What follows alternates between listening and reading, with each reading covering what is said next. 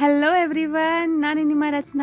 ಎಲ್ಲರೂ ಚೆನ್ನಾಗಿದ್ದೀರ ಅಂತ ಭಾವಿಸ್ತೀನಿ. ನೀವು ಕೂಡ ಚೆನ್ನಾಗಿದ್ದೀರಾ ಅಂತ ಭಾವಿಸ್ತೀನಿ. ಬನ್ನಿ ಎಲ್ಲೋಗಿದ್ದೀನಿ ಅಂತ ತಿಳಿಸ್ಕೊಡ್ತೀನಿ. ನಾನು ಹೋಗಿದ್ದು ಫ್ರೆಂಡ್ಸ್ ಒಟ್ಟಿಗೆ ಮಂಗಳೂರಿಗೆ ಏನಕ್ಕಪ್ಪ ಬಂದಿದ್ದೀನಿ ಅಂತ ಕೇಳ್ತಾ ಇದ್ದೀರಾ. ಸೊ ಮಂಗಳೂರಿಗೆ ಬಂದಿರೋದು ಸ್ಪೆಷಲ್ಲಾಗಿ ನಿಜ ಹೇಳಬೇಕಂದ್ರೆ ತುಂಬ ದಿವಸದ ಆಸೆಗೋಸ್ಕರ ಬಂದಿದ್ದೀನಿ ಮಂಗಳೂರಿಗೆ. ಏಕೆಂದರೆ ಫಸ್ಟು ಜಾಸ್ತಿ ಅನ್ನಿಸ್ತಿರ್ಲಿಲ್ಲ, ಮಂಗಳೂರಿಗೆಲ್ಲ ಹೋಗಬೇಕಂತ ಅನಿಸಿರಲಿಲ್ಲ. ನಾನು ಕಾಂತಾರ ಮೂವಿ ನೋಡಿದ ಮೇಲೆ ತುಂಬ ಆಸೆ ಆಗಿದ್ದು ಕೊರ್ವಜ್ಜನ ನೋಡೋಕ್ಕೆ ಹೋಗ್ಬೇಕಂದ್ಬಿಟ್ಟು. ಸೊ ಕೊರ್ವಜ್ಜನ ದರ್ಶನ ಮಾಡೋಕ್ಕೆ ಅಂತ ಬಂದಿದ್ದೀನಿ, ಅಜ್ಜನ ದರ್ಶನ ಪಡೆಯೋಕ್ಕೆ ಅಂದ್ಬಿಟ್ಟು.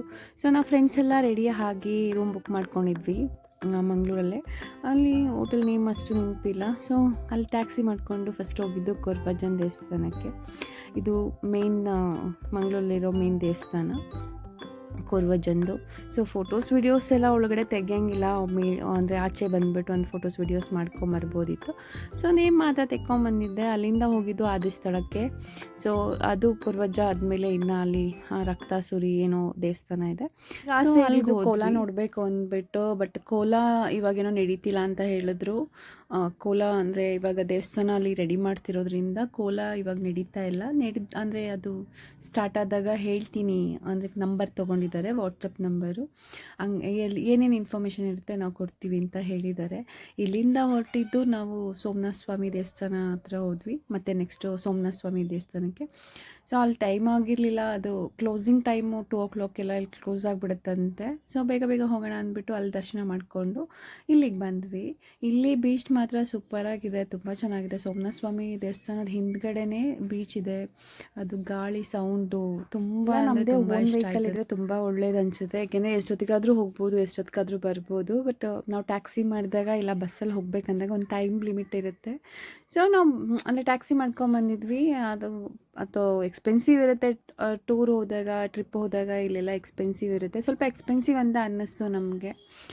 ಇಲ್ಲೆಲ್ಲ ಓನ್ ವೆಹಿಕಲಲ್ಲಾದರೆ ನಮ್ಗೆ ಎಷ್ಟೊತ್ತಿಗಾದರೂ ಹೋಗ್ಬೋದು, ಎಷ್ಟೊತ್ತಾದ್ರೂ ಸುತ್ತಬೋದು. ಸೊ ತುಂಬ ಚೆನ್ನಾಗಿತ್ತು. ಅವತ್ತು ಒಂದು ದಿವಸ ಫಸ್ಟ್ ಡೇ ಹೋದಾಗ ನಾವು ಓನ್ ವೆಹಿಕಲ್ಲೇ ಅಂದರೆ ಟ್ಯಾಕ್ಸಿ ಮಾಡ್ಕೊಂಡಿದ್ವಿ. ಇರಲಿ ಅಂದ್ಬಿಟ್ಟು ಒಂದು 2-3 ಕಡೆ ಹೋಗಿ ಬರ್ಬೋದಲ್ಲ ಅಂತ. ನಾವು ನೆಕ್ಸ್ಟ್ ಹೋಗಿದ್ದು ಕಟೀಲಿಗೆ ಅಂದರೆ ಟ್ಯಾಕ್ಸಿ ಮಾಡಿದ್ವಲ್ವ, ಸ್ವಲ್ಪ ಲಾಂಗ್ ಎಲ್ಲ ಟ್ಯಾಕ್ಸಿಲೇ ಹೋಗೋಣ ಇವತ್ತೆಲ್ಲ, ಒಂದು ದಿವಸ ಎಲ್ಲ ಫುಲ್ ಕವರ್ ಮಾಡ್ಕೊಳ್ಳೋಣ ಅಂತ ಪ್ಲ್ಯಾನ್ ಮಾಡ್ಕೊಂಡಿದ್ವಿ. ಲಾಂಗ್ ಹೋಗೋಣ ಅಂತ. ಸೊ ಕಟೀಲಿಗೆ ಹೋಗಬೇಕಿತ್ತಲ್ಲ, ಕಟೀಲಿಗೆ ಹೋಗ್ಬಿಟ್ಟು ಬಂದು. ಕಟೀಲು ಮಂಗಳೂರಿಂದ 1-1.5 hour ಅಷ್ಟೇ. ಸೊ ಅಲ್ಲೂ ತುಂಬ ಚೆನ್ನಾಗಿತ್ತು. ಬೇಗ ಅಂದರೆ ನಾವು ವೀಕ್ ಡೇಸ್ ಹೋಗಿರೋದ್ರಿಂದ ಏನೂ ಕ್ರೌಡ್ ಇರಲಿಲ್ಲ. ಬೇಗ ಎಲ್ಲ ಹೋದ ಕಡೆ ಎಲ್ಲ ಬೇಗ ನಮಗೆ ದರ್ಶನ ಆಯಿತು. ತುಂಬಾ ಚೆನ್ನಾಗಿತ್ತು, ತುಂಬ ಖುಷಿಯಾಯಿತು. ನಮ್ಮ ದೇವಸ್ಥಾನದಲ್ಲಿ ದರ್ಶನ ಅಂದರೆ ಬೇಗ ಫಟಾಫಟ ಕ್ಯೂ ನಿಲ್ಲೋದಂದರೆ ತುಂಬ ಇರಿಟೇಟ್ ಆಗಿಬಿಡುತ್ತೆ. ಆ ಶೆಕೆಯಲ್ಲಿ ನಿಂತ್ಕೊಬೇಕು, ವೆಯ್ಟ್ ಮಾಡಬೇಕಂದ್ರೆ. ಬಟ್ ಬೇಗ ದರ್ಶನ ಆಗಿರೋದ್ರಿಂದ ನಮಗೇನು ಟಯರ್ಡ್ ಅಂತಲೂ ಅನ್ನಿಸ್ಲಿಲ್ಲ. ಸೊ ತುಂಬಾ ಖುಷಿ ಕೊಡ್ತು ಈ ಸರಿ ನಾವು ವೀಕ್ ಡೇಸಲ್ಲಿ ಹೋಗಿದ್ದು.